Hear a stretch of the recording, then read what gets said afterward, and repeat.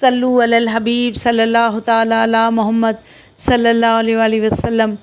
صحیح بخاری حدیث نمبر 68۔ رسول کریم صلی اللہ علیہ وآلہ وسلم نے ہمیں نصیحت فرمانے کے لیے کچھ دن مقرر کر دیے تھے، اس ڈر سے کہ کہیں ہم کبھی خاطر نہ ہو جائیں۔ حدیث نمبر 69۔ آپ صلی اللہ علیہ وآلہ وسلم نے فرمایا، آسانی کرو اور سختی نہ کرو، اور خوش کرو اور نفرت نہ دلاؤ۔ صحیح بخاری حدیث نمبر 69۔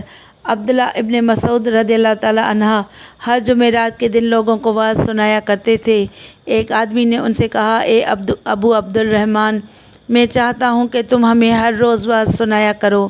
انہوں نے فرمایا، تو سن لو کہ مجھے اس امر سے کوئی چیز مانع ہے تو یہ کہ میں یہ بات پسند نہیں کرتا کہ کہیں تم تنگ نہ ہو جاؤ، اور میں واعظ میں تمہاری فرصت کا وقت تلاش کیا کرتا ہوں، جیسا کہ رسول اللہ صلی اللہ علیہ وآلہ وسلم اس خیال سے کہ ہم کبھی خاطر نہ ہو جائیں، واعظ کے لیے ہماری اوقات فرصت کا خیال رکھتے تھے۔